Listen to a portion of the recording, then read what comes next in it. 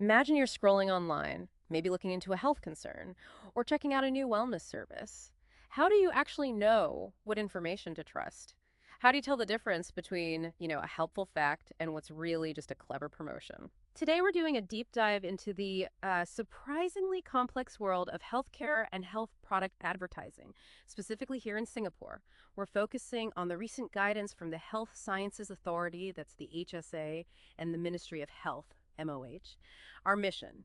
Well, it's to cut through the legal jargon and bring you the really important nuggets of knowledge. What can healthcare providers and companies say? And crucially, what can't they say in their ads? It's all about empowering you to be well informed, without feeling totally overwhelmed. And just so you know where we're coming from, we've gone through the HSA's regulatory guidance from November 2024, the Healthcare Services Advertisement Regulations 2021, and several updated FAQs and joint circulars from MOH and HSA. We even looked at specific case studies. So this isn't just theory, it's really what's being put into practice right now. So let's just jump right in. Why is advertising in healthcare so, heavily regulated? It seems much stricter than, say, advertising a new gadget. What's the core motivation behind all these detailed rules? That's a great starting point. And what's fascinating here really is that the primary purpose is always patient welfare. Always.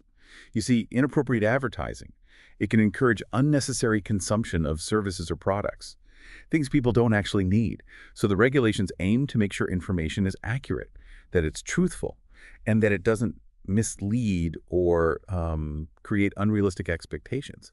Ultimately, it's about preventing inappropriate or undiscerning use that could actually lead to harm. It's about protecting you, the consumer, and making sure decisions about your health are made on proper medical grounds, not just because you saw an ad. Right, that makes perfect sense. Protecting the patient first.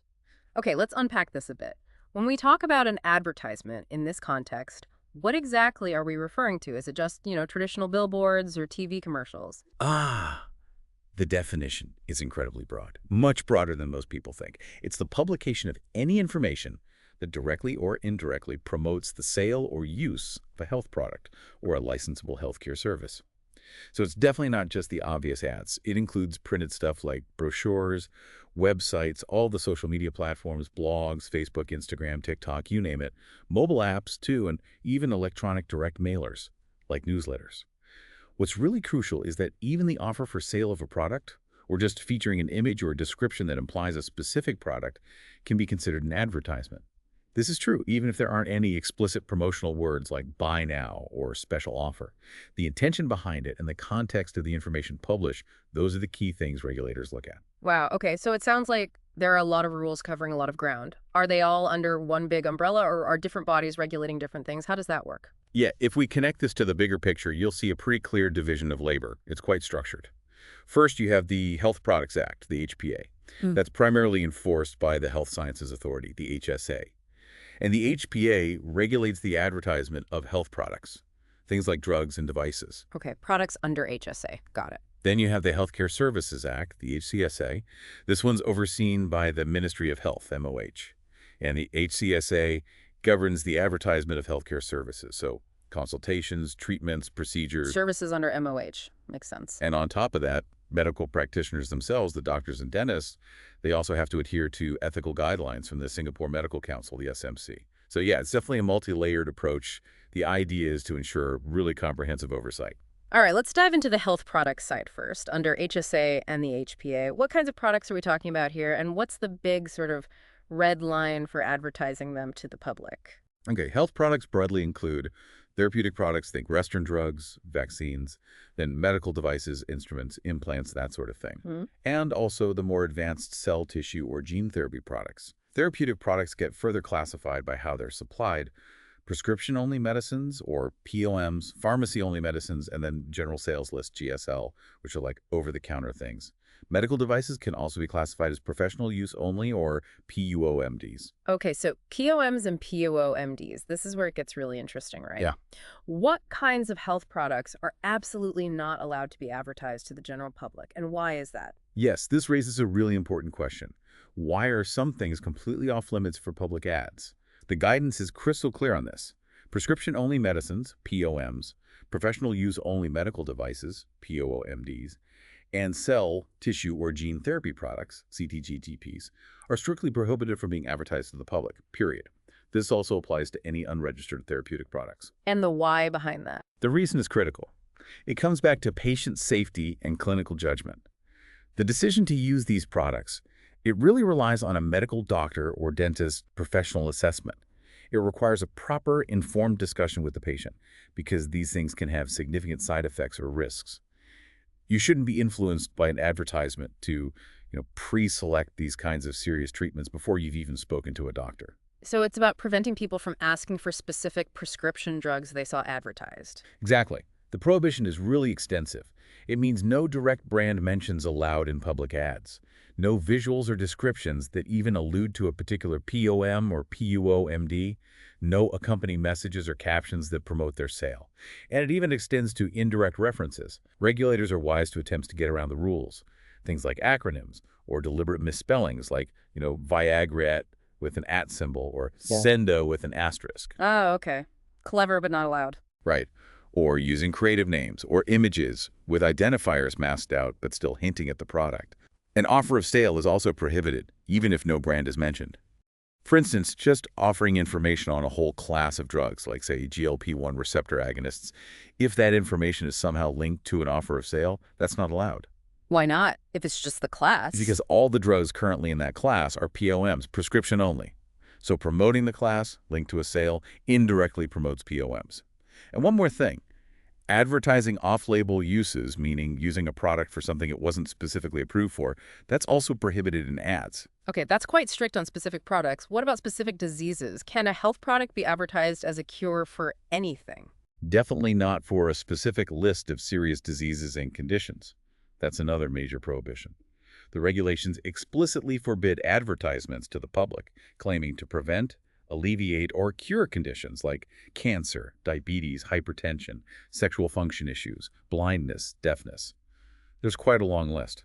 The whole idea is to prevent false hope and make sure serious conditions are managed under proper medical supervision, not influenced by potentially misleading ads. Got it. So beyond those outright bans on certain products and disease claims, what are some of the other general rules for content in health product ads when they are allowed? Sure. Well, any permitted advertisement must be accurate and truthful, obviously. They cannot mislead consumers. And importantly, they can't induce inappropriate or excessive use. So you won't see things like offers of free products or bundled deals with other medicinal products. Endorsements are also a no-go. No healthcare professionals or celebrities endorsing products in ads. Right. No Dr. X recommends. Exactly. And critically, no claims that imply the product is government approved or HSA approved. You won't see HSA's name or logo used to promote products. That's a definite red line. Also, comparative claims are generally disallowed, especially those that highlight benefits, just to denigrate other products, things like our product works better or faster or safer than another one. So it sounds very restrictive. Is any advertising actually allowed for health products directly to the public? Yes, absolutely. For pharmacy-only medicines, general sales list, GSL medicines, your typical over-the-counter stuff, and medical devices that are not restricted to professional use only. Advertising is allowed for these. However, even then, the ads must still align with the product's intended uses that are registered with HSA. Okay, so there's some room, but it's controlled. Exactly. But here's an important nuance. While promoting specific brands of even these allowed products is tightly controlled, especially prescription ones, healthcare service providers, like clinics or hospitals, are encouraged to provide factual and educational information. Ah, so educational content is different from an ad. Precisely. This information should be non-promotional, it needs to be well-balanced, and it should provide an overview of diseases and all the potential treatment options, not just one product. Right. Now, if health products are mentioned within this educational context, the references have to be limited. You can mention their therapeutic classification, like PDE5 inhibitors, or their active ingredients, or maybe use generic terms like botulinum toxins or dermal fillers. But what you won't see in this educational material are specific brand names, pictures of the product packaging, comparisons between brands, or any pricing information. It has to stay objective and informative, not promotional. That's a really useful distinction, educational versus promotional. Okay, let's shift gears now. We've talked products under HSA. What about the services side under the Ministry of Health and the HCSA?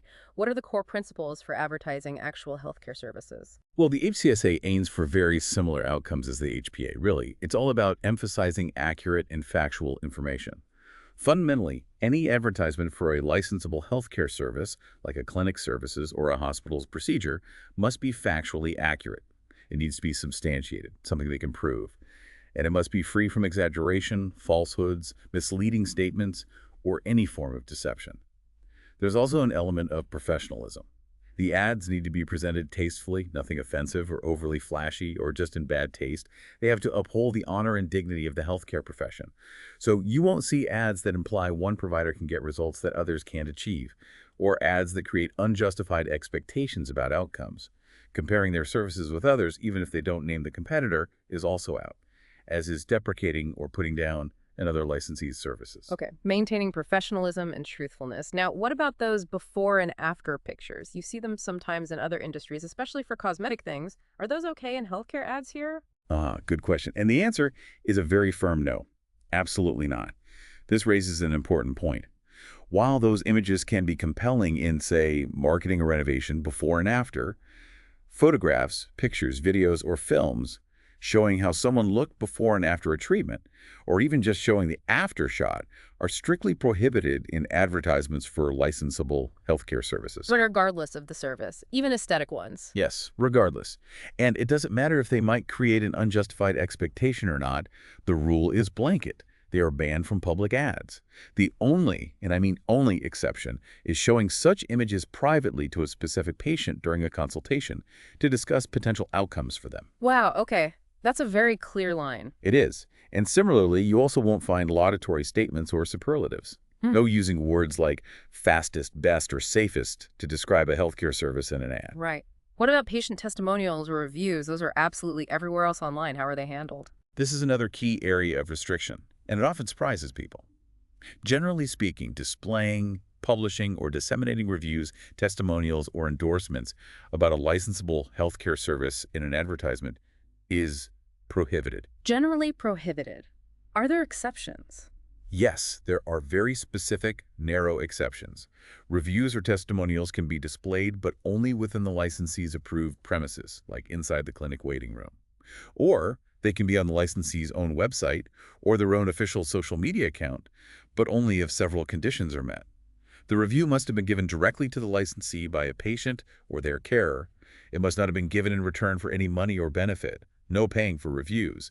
And crucially, it must not have been substantively modified by the licensee. They can't just cherry-pick the good parts. Okay, so very controlled display is possible under strict conditions. Exactly.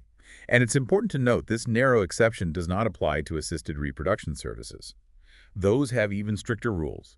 No testimonials allowed there in public-facing materials. Charitable healthcare providers have slightly different rules, mainly for corporate publications aimed at donors, not the general public seeking services.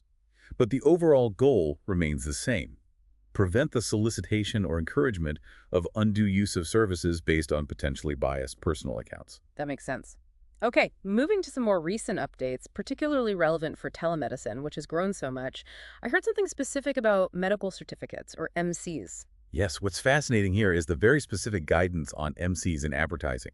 Licensees offering services, especially teleconsults, are not allowed to mention or reference medical certificates or terms associated with them like sick leave or medical excuse, if these references could be seen as an advertisement promoting the ease of getting an MC. So things like, Examples like get an MC for as little as $10 or MC issued in 1 minute. Those are explicitly prohibited. and the reasoning behind that. The reasoning is that MCs must only be issued on proper medical grounds after a thorough clinical assessment by a doctor. Advertising them like a commodity can give the wrong impression that they're issued regardless of the patient's actual condition. This could solicit or encourage inappropriate use, like people seeking MCs when they aren't genuinely sick. Right, it undermines the medical basis for issuing an MC. What about the duration of a teleconsultation itself? Can a provider advertise something like, super quick, teleconsultation in 60 seconds? No, that's also specifically addressed. Licensees offering teleconsultations are prohibited from mentioning or implying the consultations could be completed within an unrealistically short specified duration. Like your example, teleconsultation completed within 1 minute. The duration of any consultation, tele or in person, must be sufficient for a proper clinical evaluation. And that varies hugely depending on the patient and the condition. So advertising unrealistically short durations is considered potentially misleading or deceptive. It could compromise care quality if corners are cut to meet an advertised time. Okay, quality over speed. Are there any kinds of promotional programs or discounts allowed for healthcare services at all? Or is that generally off limits too? Generally, advertising programs that offer gifts, points, or other benefits based on how much you spend or what type of healthcare service you buy, or programs that just generally solicit consumption, those are not allowed. But are there any exceptions? There are a few narrow ones. Advertising a payment plan, like installments, is allowed, but only at the point when payment is actually being sought, not as a general lure beforehand. Corporate social responsibility (CSR) programs are permitted, but they have to be genuine CSR. They can't be primarily aimed at soliciting new patients, and the provider shouldn't derive direct financial benefit from the ad itself.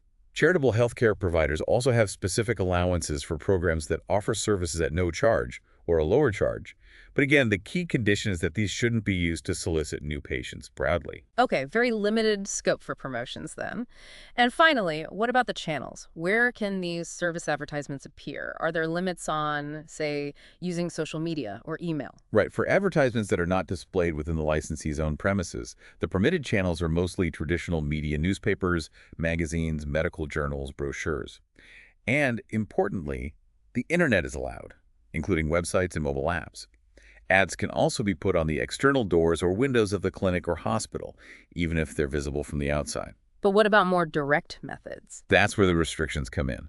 What's crucial is that licensees and any authorized persons acting for them cannot send advertisements via push technology. Think unsolicited SMS messages, WhatsApp blasts, or emails pushing ads. They also can't distribute free advertising material like flyers in mailboxes without your prior written consent. It's an opt-in system. So protecting people from unsolicited health ads. Precisely. And it's also really important to remember that the responsibility for compliance lies squarely with the licensee, the clinic, the hospital, the product company. And authorized third parties, maybe like a telemedicine platform operator that hosts ads for clinics, they can also be held liable for non-compliant advertisements if they're acting on the licensee's authority. MOH and HSA explicitly state they do not pre-vet or approve specific advertising materials. The onus is entirely on the licensee to understand the guidelines, review their own materials, and if they're unsure, to seek their own legal advice. Okay, the responsibility is clear. So let's pull all this together. What does this all mean for you, the listener, as you navigate this complex world of healthcare information, services, and products?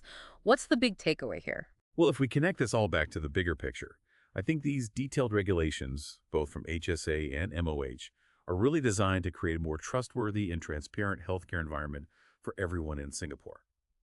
The fundamental aim is to prevent you from making important health decisions based on misleading claims or exaggerated promises or, undue commercial influence.